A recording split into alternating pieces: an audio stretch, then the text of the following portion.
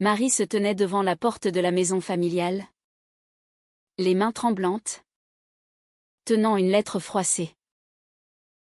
Sa mère, les yeux rougis par la rage, venait de la découvrir en train d'embrasser Sophie dans le jardin. Un baiser volé qui avait tout fait basculer. « Sors d'ici. Tu n'es plus ma fille, hurla-t-elle, claquant la porte si fort que les vitres vibrèrent.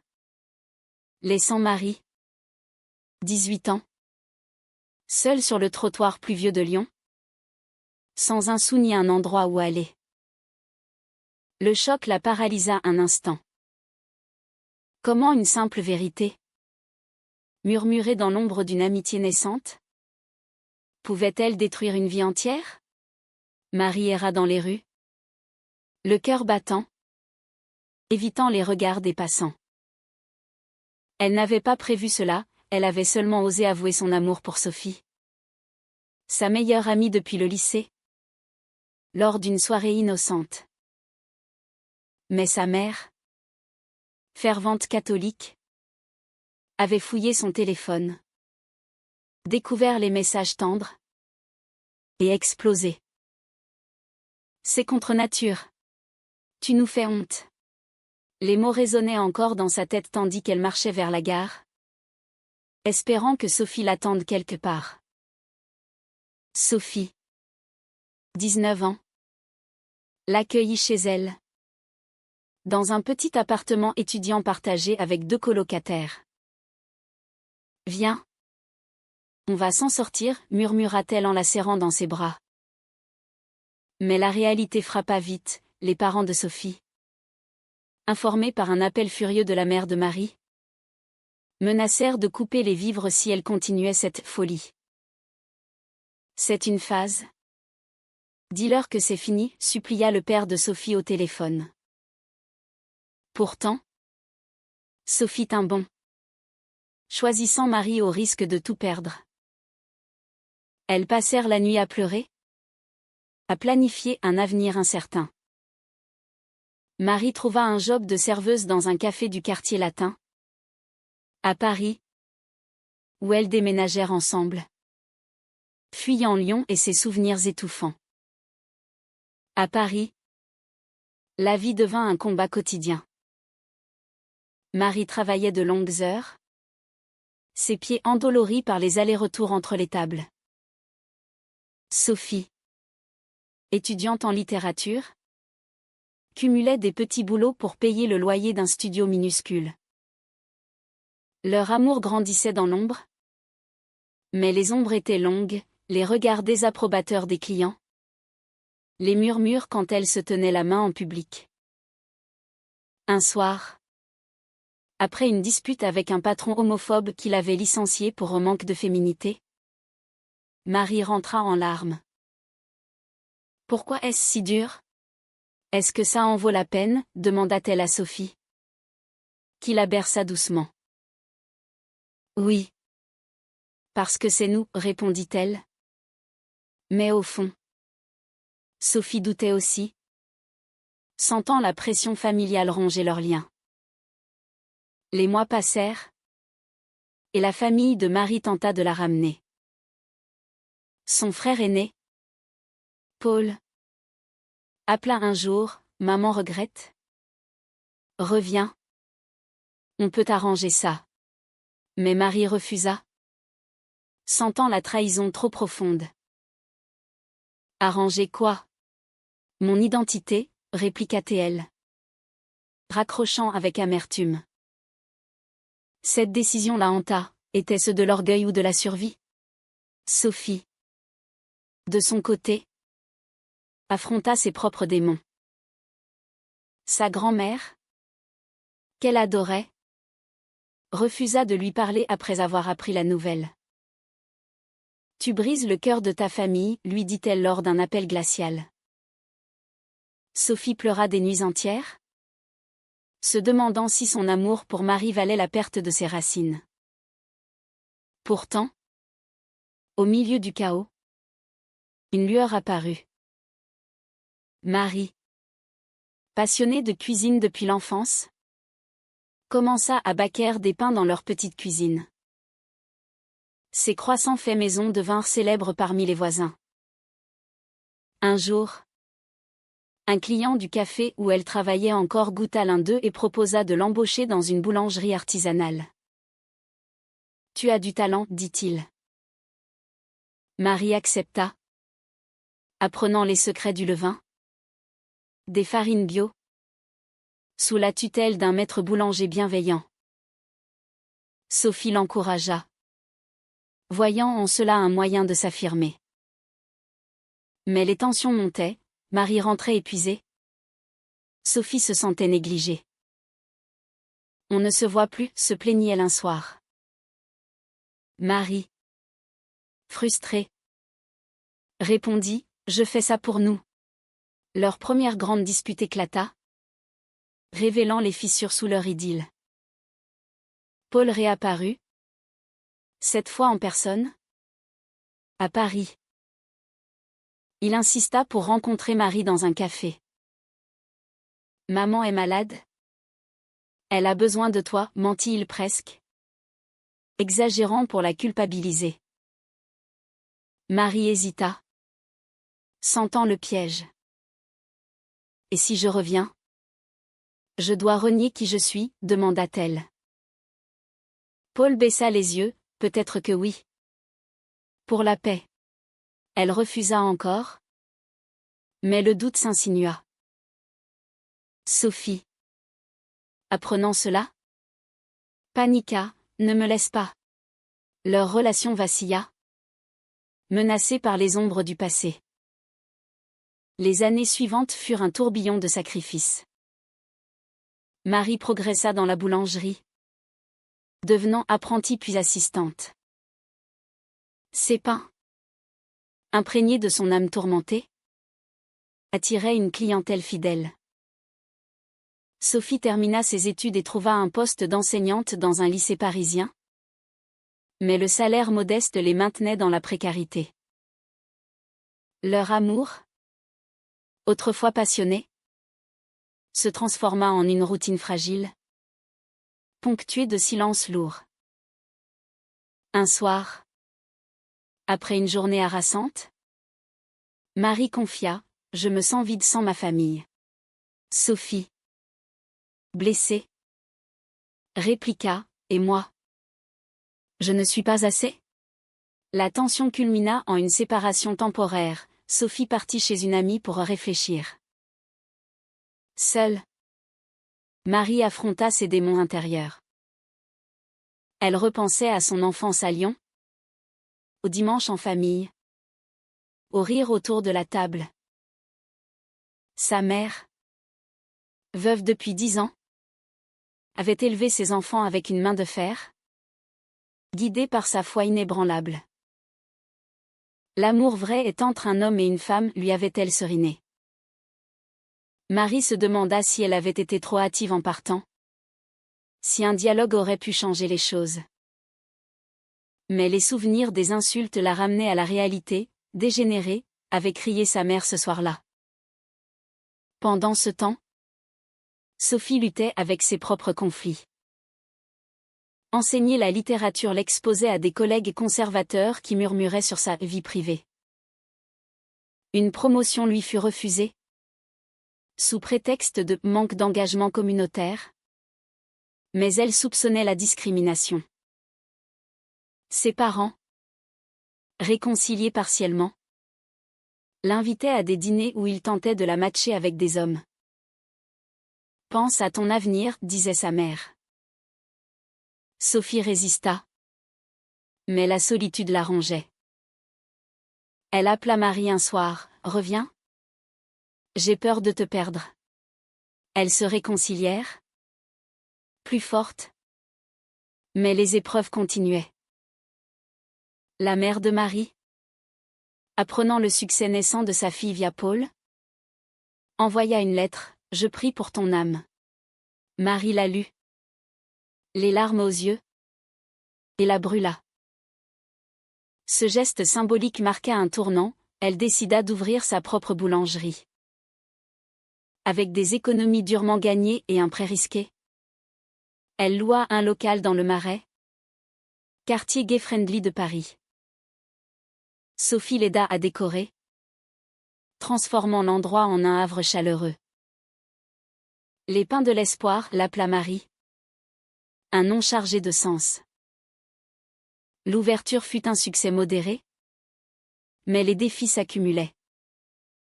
Des critiques en ligne, anonymes, attaquaient, boulangerie lesbienne. À éviter. Marie ignora, se concentrant sur sa passion. Sophie, fière, organisa des lectures poétiques dans la boutique, attirant une communauté LGBTQ+.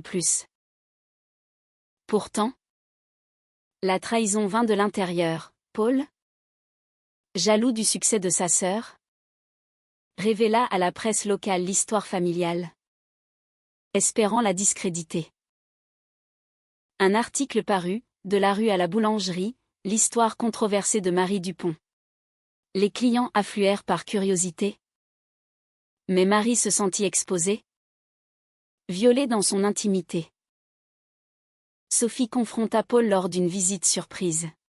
« Pourquoi fais-tu ça » cria-t-elle. Paul avoua, pour ramener Marie à la maison. Maman dépérit sans elle. Sophie, émue malgré elle, plaida pour la paix. Mais Marie refusa tout contact. Cette décision pesa lourd, la boulangerie prospéra, mais au prix d'une isolation croissante. Marie commença à douter de son choix, se demandant si la vengeance silencieuse valait la perte d'une famille. La boulangerie devint un symbole de résilience. Marie embaucha des jeunes marginalisés, offrant des stages à des adolescents LGBTQ+ chassés de chez eux. Sophie, inspirée, écrivit un blog sur leurs expériences, attirant l'attention médiatique positive. Pourtant, les conflits internes s'intensifiaient. Marie, obsédée par le travail, négligeait leur relation. « Tu es mariée à ta patte » reprocha Sophie un soir. Marie, épuisée, explosa. « C'est pour nous prouver qu'on peut réussir malgré tout. » Leur amour, testé par le temps, révéla des failles. Sophie envisagea une rupture définitive. La mère de Marie, affaiblie par une maladie cardiaque, contacta Sophie en secret. « Dites-lui que je regrette » murmura-t-elle au téléphone. Sophie, déchirée, garda le silence, craignant de trahir Marie. Ce secret la rongea, créant une distance. Marie, sentant quelque chose, l'interrogea. « Qu'est-ce qui ne va pas ?» Sophie mentit. « Rien. Juste la fatigue. » Cette omission marqua le début d'une trahison involontaire. Paul, voyant l'empire de Marie grandir, elle ouvrait une seconde boutique, tenta une ultime manipulation. Il organisa une rencontre accidentelle dans un café. « Maman va mourir sans te voir » dit-il dramatiquement. Marie, touchée, accepta une visite à Lyon.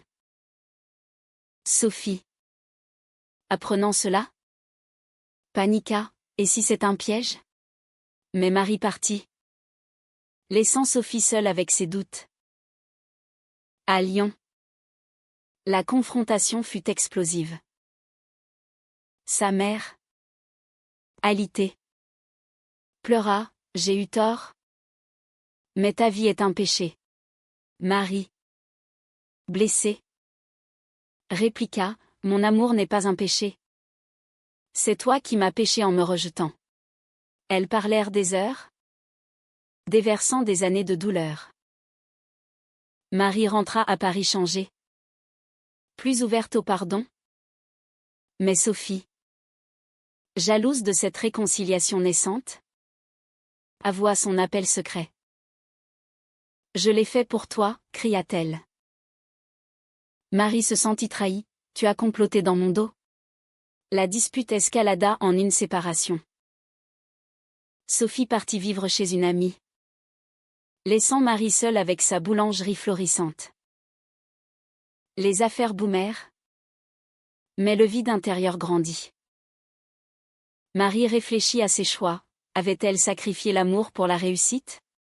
Sophie, de son côté, affronta ses parents, affirmant son identité. Je l'aime. Et si vous ne l'acceptez pas? Tant pis. Cette affirmation la libéra. Mais la perte de Marie la brisa. Des mois passèrent dans un brouillard de regrets. Marie étendit son empire à 3 boulangeries, employant des dizaines de personnes. Les médias la célébraient comme une icône lesbienne. Mais en privé, elle pleurait Sophie. Un jour, Paul appela, « Maman veut te voir ?» Pour de vrai cette fois. Marie accepta, emmenant des pains frais comme offrande. La rencontre fut émouvante, sa mère, repentante, admit, « J'ai peur de l'inconnu. Mais je t'aime. » Marie pardonna partiellement, mais posa des conditions, « Accepte Sophie. Ou rien. » Sophie, entre-temps, avait rencontré une autre femme, une collègue enseignante. Leur flirt innocent testa sa loyauté. Marie me manque, confia-t-elle.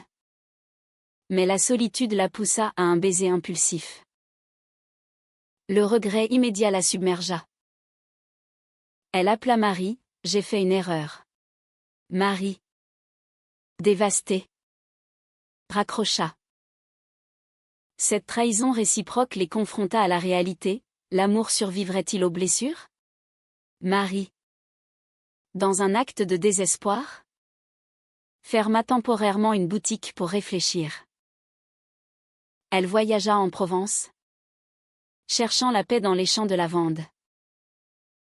Là, elle rencontra une vieille boulangère qui lui raconta son histoire similaire, « J'ai perdu ma famille, mais gagné ma liberté. » Inspirée, Marie rentra déterminée à reconquérir Sophie.